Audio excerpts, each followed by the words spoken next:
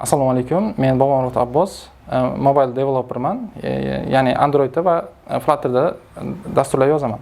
Shu kungacha men Akfada, qurilish vazirligida, Tun konsaltingda, hozirgi kunda esa da Flutter dasturchiman. Xo'p, men o'zi dasturlash sohasiga birinchi Android bilan kirib keldim, 2 yilcha ishladim va Tun konsaltingdan boshlab Flutterda 1 yildan beri ishlab kelaman.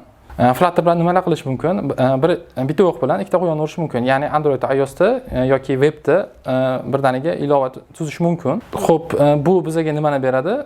Ya'ni bitta dasturchi Android, iOSda ilova qiladi va ancha vaqtdan va budjet tomonidan ekran qilishni beradi. Bir kompaniya bir mahsulotini Android, iOS ilovasini ishlab chiqish kerak. Bu uchun Androidchi va iOS dasturchiga 1,5 ming, 3 ming dollar pul berish kerak. Undan ko'ra Flutter dasturchiga 1,5 ming dollar bergani qulayroq. Bu pul tomonidan yutuq beradi.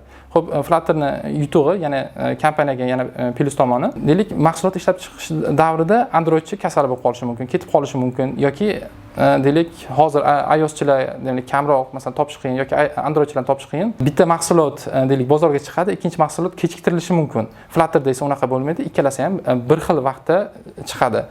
Bu vaqtdan va puldan yutishga olib keladi kompaniyalar uchun.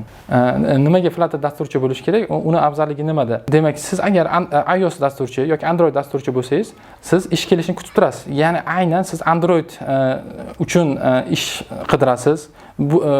Bu ish topishni ozgina kamaytirishi mumkin. Flutterda esa Android va iOSning farqi yo'q. Ish topish mumkin.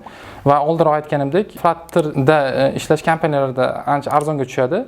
Shu tomonlama O'zbekistonda Flutterchilarga talab ancha yuqori.